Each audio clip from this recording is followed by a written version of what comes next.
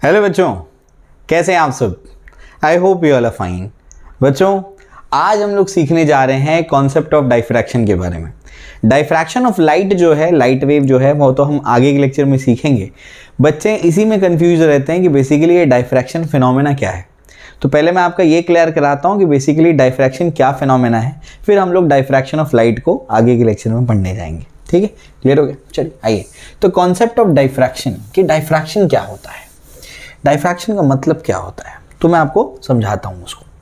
मैं एक एग्जाम्पल आपके सामने लेता हूँ, उस एग्जाम्पल से आपको समझाने की कोशिश करता हूँ कि बेसिकली डाइफ्रैक्शन क्या है और कौन कौन सी कंडीशंस अपने को रिक्वायर्ड है डाइफ्रैक्शन ऑब्जर्व करने के लिए, प्रोमिनेंट डाइफ्रैक्शन ऑब्जर्व करने के लिए। ठीक है, चलिए भाई एग्जाम्पल अपन लेते हैं। उस एग्जाम्पल में, फर्स्ट एग्जाम्पल में हम लोग क्या करते हैं कि मान लेते हैं कि यहाँ पर एक आदमी है।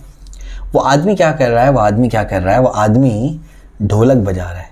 ढोल बजा रहा है, ढोल होता है ना, तो आदमी के हाथ में क्या है, एक ढोल है। ठीक है, तो ऐसे ढोल है, उसके गले में ऐसा लटकाया हुआ है और ढोल को क्या कर रहा है, बजा रहा है। ठीक है ना, और ये जो है, इसके भी कान है, इसके भी आँख, नाक एक्सेट्रा। ठीक है, चलो कुछ बाल बना दें।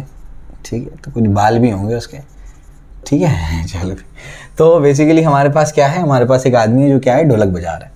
उसके बाद यहाँ पर आप खड़े हो, मान लो। ठीक है, यहाँ पर आप खड़े हो और आपके भी कान हैं, आपके भी कुछ बाल हैं।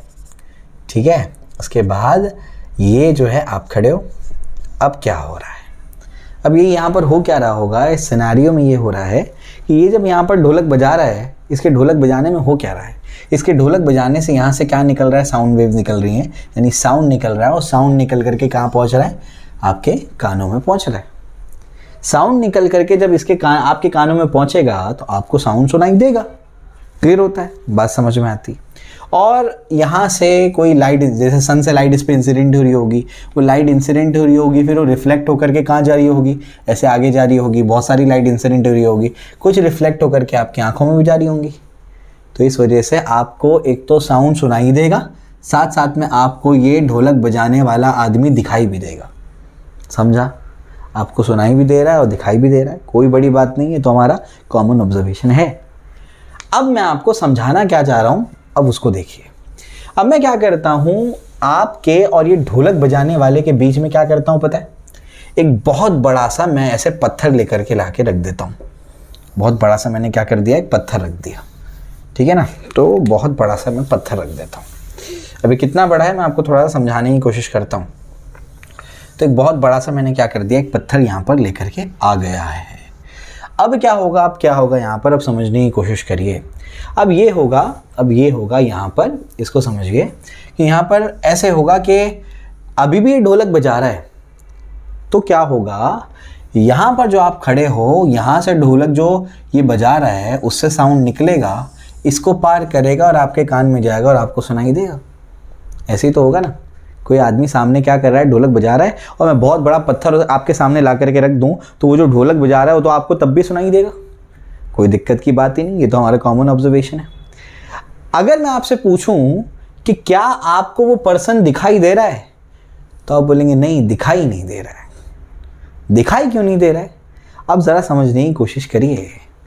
सुनाई क्यों दे रहा था, सुनाई इसलिए दे रहा होगा कि यार ये जो साउंड यहाँ से निकल रहा है, साउंड वेव यहाँ से निकल रही है, ये ऑब्स्टिकल आने की वजह से ऐसे ऑब्स्टिकल के कॉर्नर्स पे ऐसे बेंड होकर के कहाँ पहुँच गई, आपके कानों में पहुँच गई। तो जब लाइट आकर के इस पे ऐसे इंसिडेंट हो रही है, तो लाइट अगर ऐसे बेंड होकर के यहाँ तक पहुँचती तो आपको ये दिखाई देता।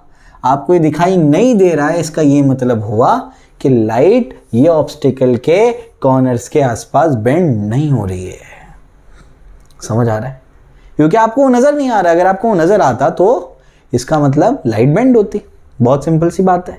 समझ आ रहा है क्या बोल रहा हूँ मैं, क्लियर है। तो बेसिकली यहाँ पर लाइट बेंड नहीं होती। अगर लाइट बेंड होती तो इसको पार करके यहाँ पर पहुँच जाती और आपको तब भी वो नज़र आ जाता। बहुत सिंपल सी बात है। जैसे आप दरवाजे के सामने खड़े हो, दरवाजे के पीछे आपकी मम्मी है, वहाँ से कोई बल्ब होगा, कोई ट्यूबलाइट होगी, वो तो आपकी मम्मी पे क्या होगा, आपकी मम्मी पे लाइट इंसिडेंट होगी, वो उसको टक्कर खा के क्या होगी, दरवाजे की तरफ आएगी। अगर लाइट बेंड होती तो दरवाजे का ऊपर थोड़ा सा गैप होता है, नीचे थोड़ा सा गैप होता है, वो ऐसे ऊपर से मान लो ऐसे लाइट बेंड होकर के आपकी आंखों में चले जाती, तो आपकी मम्मी दरवाजे के पीछे भी आपको नज़र आ जाते हैं।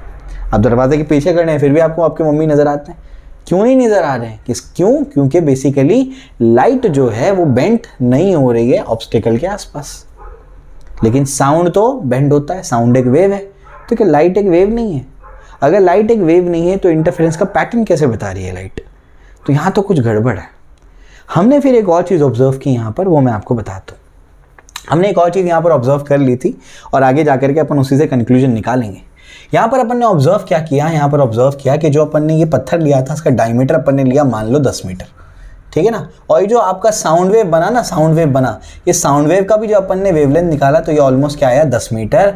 यानी साउंड में, साउंड के केस में, फर्स्ट एग्जांपल में साउंड वेव का केस में क्या हो रहा है, साउंड वेव वाले केस में lambda is approximately equal to क्या है डी, या आया कुछ मान लो 9 मीटर 8 मीटर के आसपास कुछ आया, तो लैम्बडा और डी ऑलमोस्ट क्या है, कंपेरेबल है।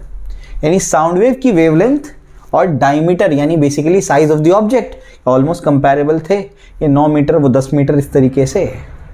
लेकिन जब हम लोग लाइट वेव की बात करेंगे तो लाइट वेव में क्या होगा, लाइट वेव में बेसिकली लैम्बडा जो है लाइट की जो वेवलेंथ होती है ना वो 10⁻⁻10 मीटर के ऑर्डर की होती है लाइट की wavelength. Lambda is very very very small as compare to size of the object. Object के साइज के कंपैरिजन में जो वेवलेंथ है वो काफ़ी ज़्यादा छोटी है। समझ आ रही बात, क्लियर हो रहा है? तो यहाँ पर एक बात समझ में आ रही है कि यहाँ पर हमको ये लग रहा है कि लाइट बेंड नहीं हो रही, बेंड तो वेव होती है, तो क्या लाइट वेव नहीं है? अगर लाइट वेव नहीं है तो इंटरफेरेंस का पैटर्न कैसे बता रही है? तो ये तो कॉन्ट्रडिक्ट कर रहा है। लाइट वेव है तभी तो इंटरफेरेंस का पैटर्न बता रहा है, और अगर लाइट वेव है तो लाइट को यहाँ पर बेंड होना चाहिए, क्योंकि अगर कोई वेव के रास्ते में ऑब्स्टिकल रख दिया जाए तो वेव बेंड होकर के वहां तक दूसरे एंड तक पहुंच जाती है। लेकिन लाइट तो बेंड नहीं हो रही, तभी आपको वो आदमी दिखाई नहीं दे रहा। तो यहां पर हमारा एक ऑब्जर्वेशन था कि साउंड के केस में जो आपका वेवलेंथ था वो कैपिटल डी के ऑलमोस्ट कंपेरेबल था। लेकिन जब हम लोग क्या करेंगे, लाइट के केस में वेवलेंथ को देखेंगे तो साइज ऑफ द ऑब्जेक्ट के कंपैरिजन में वो काफी छोटी है वेवलेंथ। समझ आ रही बात, क्लियर हो रहा है? चलो भाई, ये ऑब्जर्वेशन हमारा है, आप लोग ध्यान रखिएगा, ठीक है। तो जहां वेवलेंथ कंपैरेबल है वहां तो बेंडिंग नजर आ रही है, लेकिन जहां वेवलेंथ क्या है, काफी कम है, उससे कंपैरेबल नहीं है ऑब्जेक्ट के साइज से, तो अपने को बेंडिंग नजर नहीं आ रही। ये एक एग्जाम्पल है। और एक एग्जाम्पल देख लेते हैं। अगर और एक एग्जाम्पल में भी ऐसी बात आ रही है तो इसका मतलब ये हुआ कि size of the object matter करता है। वही मैं आपको समझा रहा हूँ। तो यहाँ से एक बात समझ में आ गई कि बेसिकली डायफ्रैक्शन क्या है। Diffraction is bending of wave. सिर्फ लाइट नहीं, कोई भी टाइप की वेव। डायफ्रैक्शन क्या होता है? बेंडिंग ऑफ वेव होती। समझ आ रही बात क्या बोल रहा हूँ मैं, क्लियर है? तो diffraction basically bending of wave है। कब? जब उस वेव के रास्ते में क्या रख दिया जाए, एक कोई ऑब्स्टिकल या कोई ऑब्जेक्ट को रख दिया जाए, तो उसके कॉर्नर्स के अराउंड जो वो बेंड होता है उसी को डायफ्रैक्शन कहते हैं। लास्ट में लिखाऊंगा मैं डेफिनेशन। आई होप आपको यहाँ तक समझ में आ गया होगा कि साउंड बेंड हो गया है, इसी वजह से आपको सुनाई देता है। लाइट इस केस में बेंड नहीं हो रही, इस वजह से आपको वो दिखाई नहीं दे रहा। क्लियर हो गया? चलो भाई, और कोई एग्जाम्पल्स लेते हैं। यहाँ पर भी ऑब्जर्वेशन याद रखना कि जो केस में अपने को वो बेंड होता हुआ नजर आ रहा है, वो केस में दोनों का साइज ऑलमोस्ट कंपैरेबल है, और जो केस में अपने को नजर नहीं आ रहा उसमें वेवलेंथ और साइज ऑफ द ऑब्जेक्ट में काफी ज्यादा डिफरेंस है। ठीक है, चलिए आइए अब इसके बाद क्या है, सेकंड में आपको क्या करता हूं, एग्जांपल लेकर के समझाने की कोशिश करता हूं। सेकंड एग्जांपल में अपन क्या करेंगे, मान लीजिए कोई समंदर है, कोई आपके पास क्या है, समंदर है, और समंदर में आपने क्या, आप समंदर को ऊपर से ऑब्जर्व कर रहे हैं, ऐसे ऑब्जर्व कर रहे हैं, ऐसे समंदर है, ऊपर से ऑब्जर्व कर रहे हैं समंदर को, ठीक है ना। आप क्या समंदर, और समंदर पे आपने क्या कर दिया, देखिए ये वेव्स बन रही है, और ये बेसिकली क्या है, उसकी वेवलेंथ है, मान लीजिए लैम्बडा। वेवलेंथ क्या है, लैम्बडा। आपने क्या कर दिया, एक बहुत बड़ा सा यहाँ पर एक फुटबॉल डाल दिया, ठीक है ना, एक बहुत बड़ा सा आपने फुटबॉल डाल दिया। समंदर काफी बड़ा होता है, उसका एक पोर्शन सिर्फ मैं आपको बता रहा हूँ। अब क्या हो रहा है, ये लहरें ऐसे आ रही हैं, लहरें क्या कर रही हैं, इस डायरेक्शन में क्या कर रही हैं, ऐसे आ रही। लहरें मतलब वेव्स, वेव्स क्या कर रही हैं, इस डायरेक्शन में ऐसे आ रही हैं। अब जैसे ही मैं क्या कर देता हूँ, यहाँ पर एक आपका फुटबॉल यहाँ पर रख देता हूँ, तो होता क्या है इससे, होता ये है कि यहाँ पर जो आपकी लहरें आ रही हैं उसमें यहाँ पर जो आपका फुटबॉल है, ऊपर से आप इसको ऑब्जर्व करें, फुटबॉल है, फुटबॉल के पीछे जो लहरें हैं वो आपको नहीं नज़र आ रही, यानी फुटबॉल के पीछे बिल्कुल ऐसे फ्लैट फ्लैट पानी चल रहा है।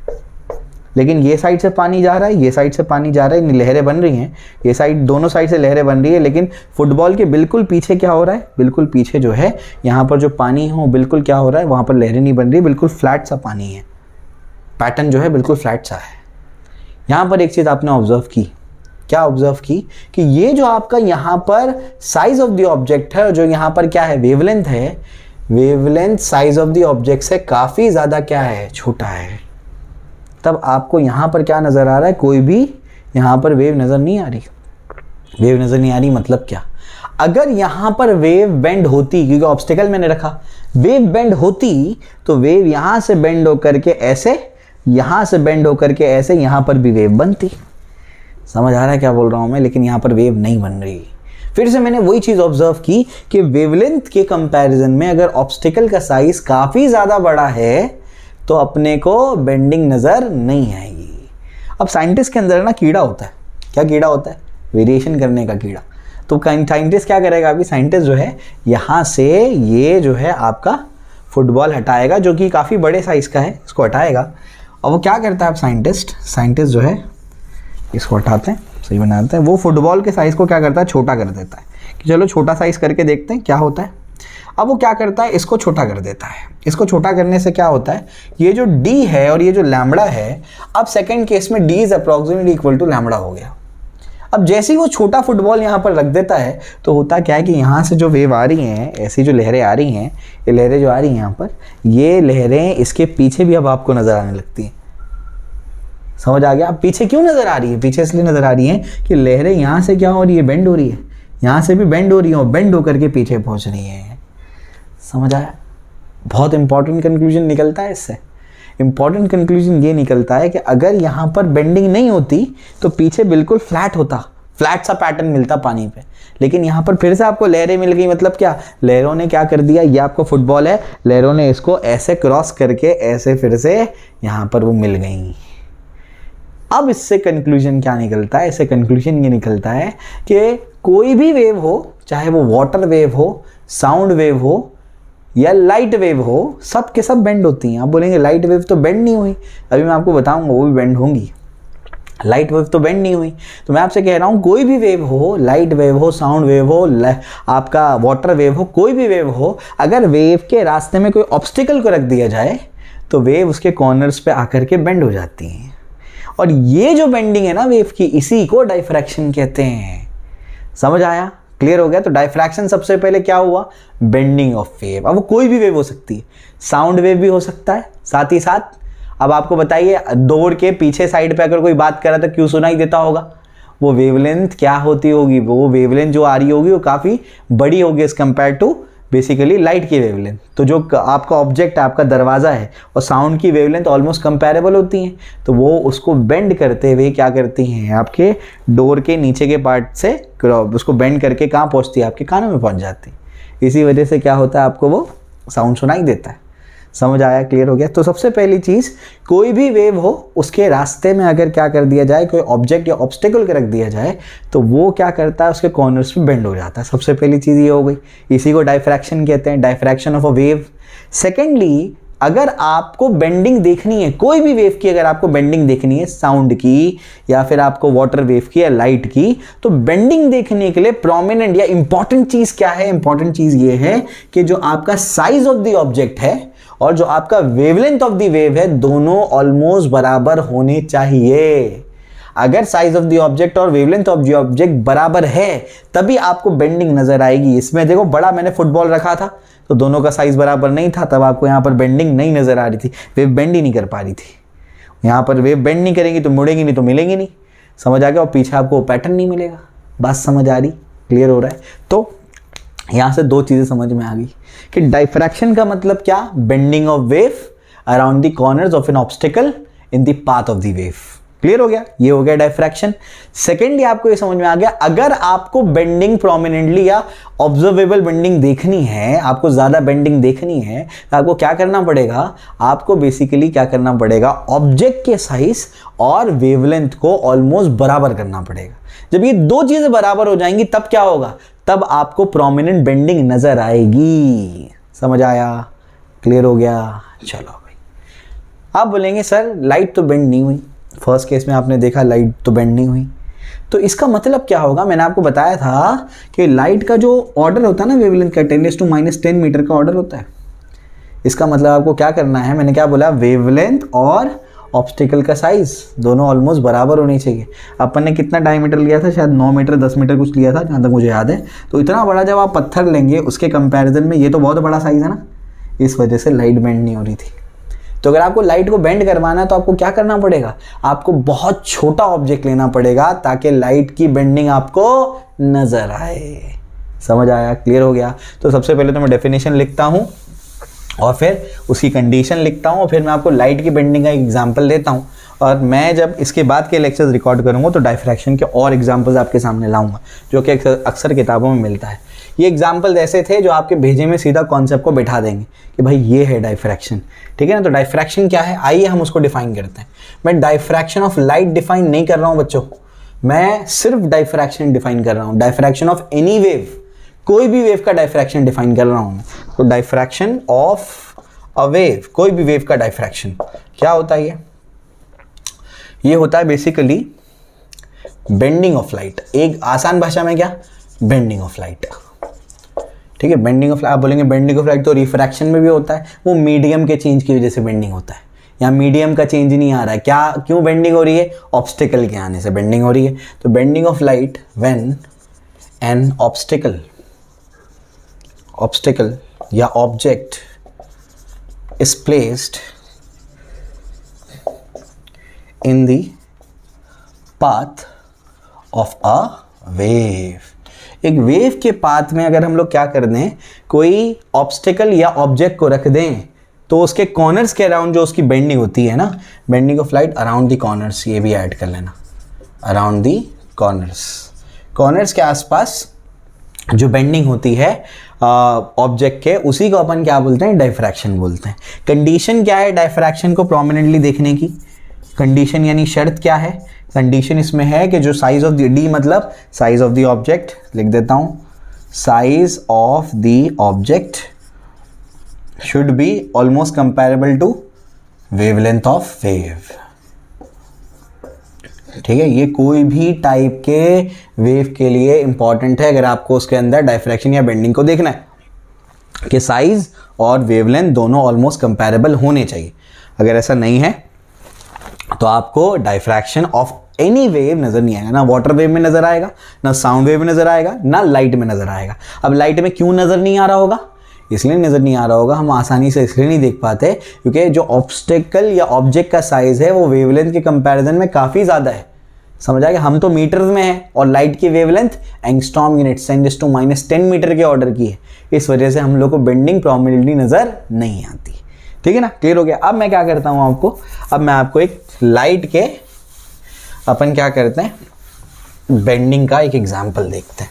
मैं आपको लाइट के बेंडिंग का एक एग्जांपल बताता हूं, आइए। तो हम लोग क्या करते हैं, बहुत ही छोटा सा ऑब्जेक्ट ले लेते हैं, बहुत छोटा ऑब्जेक्ट, ठीक है। जैसे एक छोटा सा मैंने बॉल ले लिया, स्टील बॉल ले लिया। स्टील बॉल पे मैं क्या करता हूँ, यहाँ से लाइट को इंसिडेंट कराता हूँ, ऐसे लाइट को इंसिडेंट कराता हूँ। लाइट को जैसे इंसिडेंट कराऊंगा तो मुझे बताइए स्क्रीन पे आपको क्या नज़र आना चाहिए। आप ये सोचेंगे कि बेसिकली इसके लाइट के रास्ते में क्या है, लाइट के रास्ते में ये सोर्स है हमारा, यानी लाइट का सोर्स, उसके रास्ते में देखो, लाइट के रास्ते में अगर क्या हो जाए, ऑब्जेक्ट आ जाए, तो आपको मेरा शेडो नज़र आ रहा होगा, शायद पीछे मेरा शेडो बन रहा है, होप नज़र आ रहा होगा। तो पीछे मेरा क्या बन रहा है, शेडो बन रहा है ना, ऐसे पीछे बन रहा है, या मेरा हाथ का यहाँ पर शेडो बन रहा है, पीछे यहाँ शेडो बन रहा है। शेडो क्यों बन रहा है, क्योंकि मैंने क्या कर दिया, लाइट के रास्ते को ऑब्स्ट्रक्ट कर दिया। तो अगर लाइट के रास्ते में अगर कोई ऑब्जेक्ट को रख दिया जाए, उसने लाइट को क्या कर दिया, ऑब्स्ट्रक्ट कर दिया। लाइट को अगर ऑब्स्ट्रक्ट करेंगे तो यहाँ पर क्या बनना चाहिए, यहाँ पर बनना चाहिए क्या, यहाँ पर बनना चाहिए शेडो। ये क्या बनना चाहिए, शेडो होना ये चाहिए, हम ये सोचते हैं। लेकिन जब बहुत छोटा, आप क्या मिलीमीटर्स के ऑर्डर का आप क्या करते हैं, बहुत छोटा सा, मान लीजिए आपने स्टील बॉल ले लिया, तो होता क्या है पता है आपको, यहाँ से लाइट निकली, लाइट यहाँ से निकलती है, बहुत छोटा ही है, और वेवलेंथ भी बहुत कम है, ऑलमोस्ट कंपैरेबल साइज है। अगर कंपैरेबल साइज है तो लाइट यहाँ से बेंड हो जाती है, और लाइट यहाँ से बेंड होकर के पता है क्या होता है, यहाँ पर ब्राइट स्पॉट बनता है। समझ में आ गया? आप खुद भी करके देख सकते हैं क्या बनता है, ब्राइट स्पॉट। अभी ब्राइट स्पॉट कैसे बन गया यहाँ पर, समझे? शैडो रीजन में कैसे इंक्रोचमेंट हो गया लाइट का, बेंडिंग ऑफ लाइट से। अब यहाँ पर बेंडिंग क्यों नजर आ रही है लाइट की, इसलिए नजर आ रही है क्योंकि ऑब्जेक्ट का साइज और लाइट की वेवलेंथ ऑलमोस्ट क्या है, कंपैरेबल है। ये है डाइफ्रैक्शन ऑफ लाइट, इसको डाइफ्रैक्शन ऑफ लाइट कहते हैं। तो डाइफ्रैक्शन का वन वर्ड मीनिंग क्या है, बेंडिंग। समझ आ गया? तो डाइफ्रैक्शन का मतलब क्या होता है, बेंडिंग ऑफ लाइट। कब होगी बेंडिंग, जब कोई भी, या लाइट की आप बात मत करो, कोई भी वेव की बात करो, कोई भी वेव क्या आप रास्ते में क्या कर देंगे, एक ऑब्स्टिकल को रख देंगे, एक ऑब्जेक्ट को रख देंगे, तो उस ऑब्जेक्ट के आसपास या उसके कॉर्नर्स पे क्या हो जाएगा, लाइट बेंड हो जाएगी। लेकिन कब नजर आएगी बेंडिंग, जब ऑब्जेक्ट का साइज और वेवलेंथ ऑलमोस्ट कंपेरेबल होगा, तभी आपको ये डाइफ्रैक्शन ऑफ वेव नजर आ सकता है। ये डाइफ्रैक्शन कोई भी टाइप की वेव में आप देख सकते हैं, साउंड में भी देख सकते हैं, वाटर में भी देख सकते हैं, लाइट में भी देख सकते हैं, इलेक्ट्रोमैग्नेटिक वेव में भी देख सकते हैं। कोई भी टाइप की वेव में आपको क्या मिल सकता है, डाइफ्रैक्शन मिल सकता है। समझे? क्लियर हो गया? तो आई होप मैंने आपको डाइफ्रैक्शन ऑफ अ वेव समझा दिया।